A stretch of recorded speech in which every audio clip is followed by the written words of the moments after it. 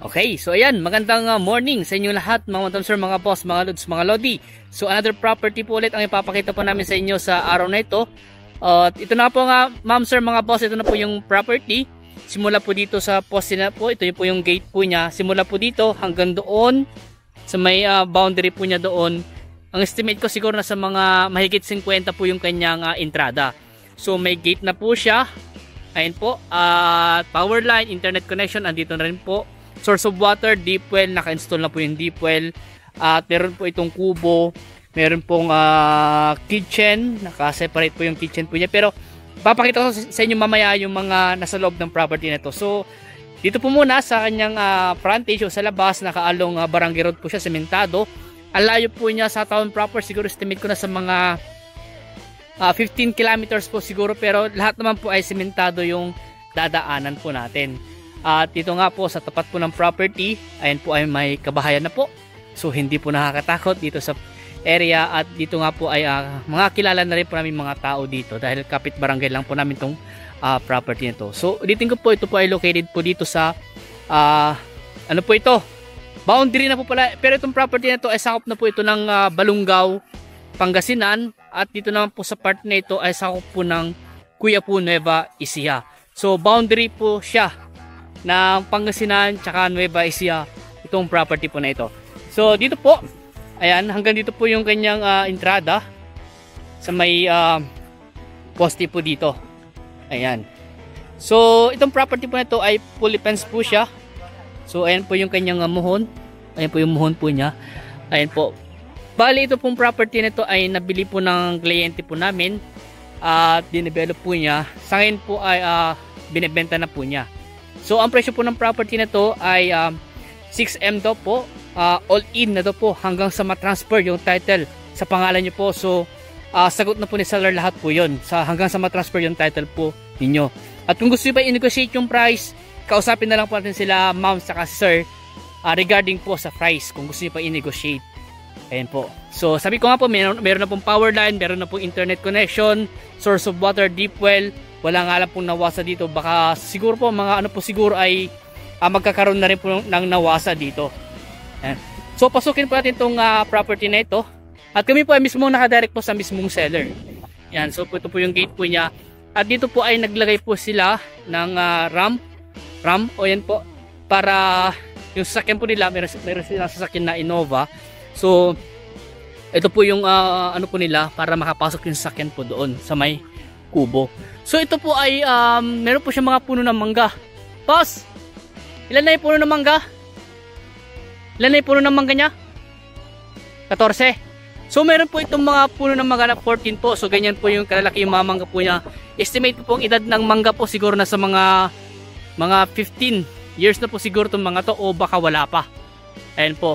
At sabi ko nga po, fully fenced na po yung property nito. Barbed wire, hog wire, tsaka concrete post po ang nilagay po namin dito. Bali kami po ang nagbahod po nito sa property na ito. Ayan po. Meron din po mga iba't ibang punong po nakatanim. O mga tumubo siguro yung mga yan. Meron mga Jimelina, meron mga wild berries. At nagtanim po sila ng buko. Ayan po, may mga buko po tinanim. Boss, ilan yung buko tinanim dito? Halos pa. Pero may mga nakatanim ng buko. Baka siguro, di ba marami yun noon to? Marami noon. 20 plus yung tinanim. Pero yung iba namatay na. Ayan, so dito naman po ay meron pong binili sila ma'am sir na itatanim po nila sa property. Ito po, meron kay Mito, may langka, may puno ng ay may mga ito po, kalamansi po. Ayan, may mga mangga rin po siya, may mga guava. Ito po yung mga itatanim po nila sa property na ito. At yung kanyang ano po ay ongoing na po yung kanyang pagpa-transfer ng title, boss. Ongoing na. Bayad na yung ano, yung capital gain tax niya, yung transfer of title na lang ang hinihintay natin ma-release po. Bali, pag ito po ay ano po, malinis na po yung kanyang titulo. At magiging TCT, e-title na po siya, maging torrents na po. Hinihintay na lang po namin ma-release po yung kanyang new title po, dahil ito nga po, sabi ko nga po sa inyo, ay nabili po ng aming client itong property na ito. So ulitin ko po, yung presyo po niya ay 6M, all in na daw po. At si Boss Ronald po kasi ang nakadirect po sa mismong may-ari. Yan, sa ngayon po nagluluto po kami dito. So at ipapakita ko po sa inyo yung kanyang kubo. Yan si Boss Jason. Magaling na po siya, magaling na po. Nagbabalik ang ating drone man at magaling na po siya. So ito yung kanyang kusina, dining area tsaka kitchen area po niya, tsaka yung CR po. Yan. Uy, gulat ako dun, boss. So may poso na. May poso na rin po, tumitibok-tibok. May kuryente na to. May kuryente na rin po, nakakabit na. So ito po yung poso po niya, nandito po sa loob ng ano. Ayan po, kusina. Ganyan po kalakas yung yung tubig. Ito po yung walang problema sa tubig. Kuryente, naka-install na. Internet na lang ilalagay nila dito, boss. Yun na lang. Ito po yung kanyang lababo. Ayan po, tignan niyo po kung gaano kaganda po yung ginawa nila dito. Tapos yung kanyang dating ay kawayan. Tapos yung bintana po niya ay talagang kawayan din. Ayan po. Upuan niya, kawayan na naman. Upuan niya, kawayan. Tapos yung table niya, kawayan. Maganda yung talagang yung sinauna. Linis na lang. Maglilinis na lang dito. At ito naman po yung kanyang CR. Ayan po yung CR po niya. Maluwang. Gagabit na lang po yung pintuan. Tapos maglalagay na lang po tayo ng iba pang mga kailangan nating ilagay dito kung sakali kayo po ang makabili ng property na ito. Ayan, may shower na, maglalagay na ng shower, lavatory, yun na nilalagay natin dito. So, dito naman po sa kanyang kubo, ayan po, dinikit kasi nila. Ito po yung kubo, tapos dinikit po itong, pinagtabi po yung kitchen, tsaka dining po, pinag-isa na po nila. Ayan. So, ito po yung kubo po niya, pasukin natin. Ito po, pag bukas po niya sa pintuan dito, terrace po. Ito po yung terrace po ng kubo. At, yan po yung palabas po sa terrace. At dito po meron silang paglalagyan ng kung ano mga gusto nyo ilagay na gamit po dyan, appliances.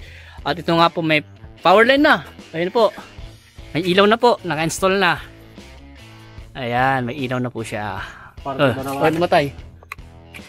Dumatay. Burnout naman yun ta. Sakto pa itong burnout. Ayun. Nag-gloss lang, nag-gloss. At ito po yung isang kwarto. Ayan po. Ayan po yung kwarto po dito. Bali, dalawa po yung kwarto niya. Isa sa taas, isa dito sa baba. Ayan po. Ito po yung kwarto po sa baba. Ayan, maluwang naman po yung kanyang...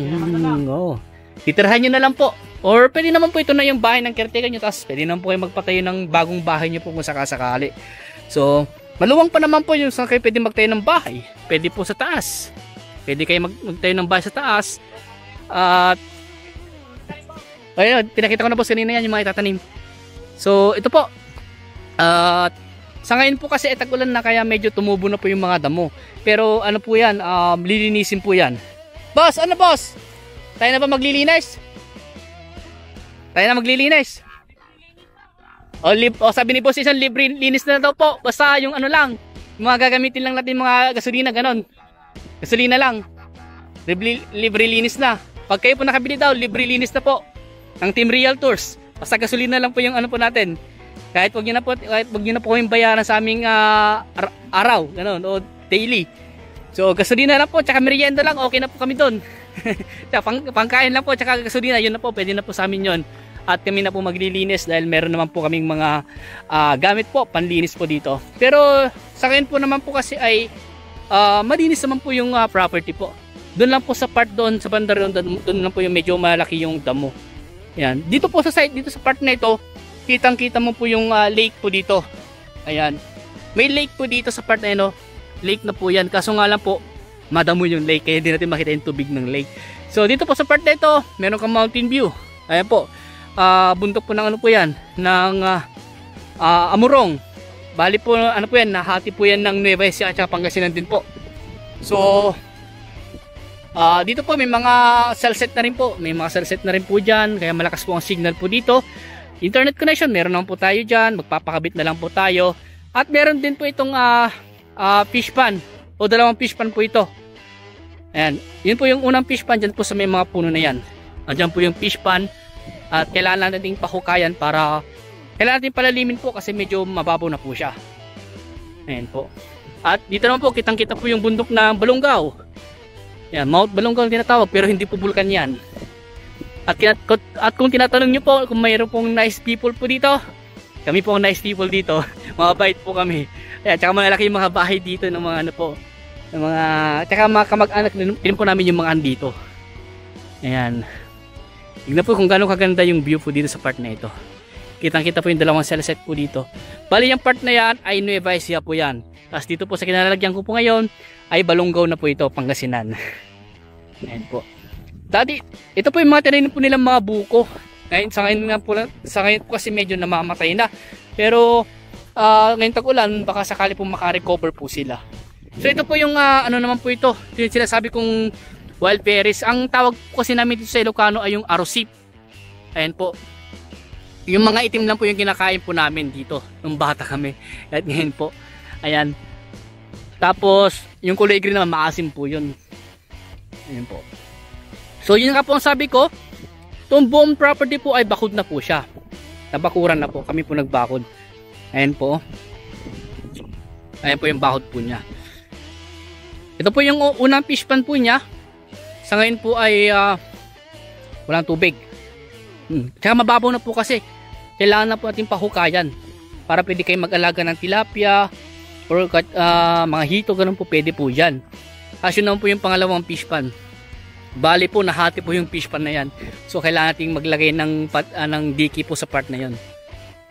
Pag kayo po nakabili. Opo.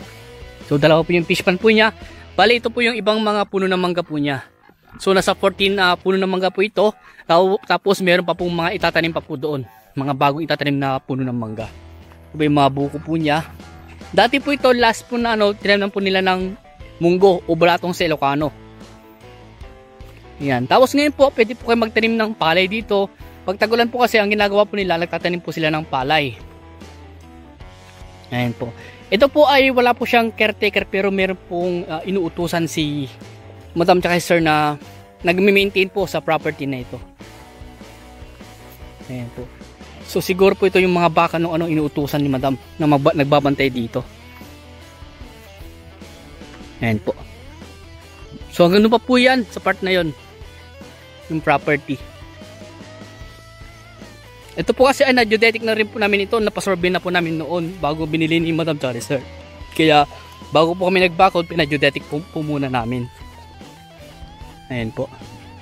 So hanggang pa po yan. Sa may puno po na yun nung tawag dito. Yung sampalok po. Yung boundary ng property na ito. Okay. So ulitin ko po. Ito po ay 1.3 hectare po pala ito. 1.3 hectare. At ang presyo po niya is 6M all in na po yun. Ayan po. 1.3 hectare.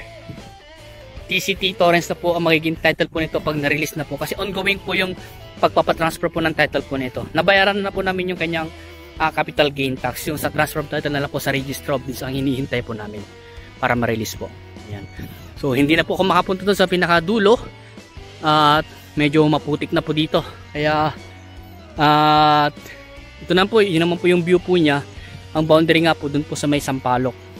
Yung mangga po na yan ay hindi na po sakop. Ayan po. So parang committed po siya dito sa may bandang likod. Pero sa harap po mahaluwang po siya. Nasa mga 50 mahigit yung kanyang entrada sa property na ito. Okay. So kung may katanungan po kayo regarding po sa property na ito, tawag lang po kayo sa akin. At kung gusto nyong puntahan itong property na ito, mag-schedule lang po kayo.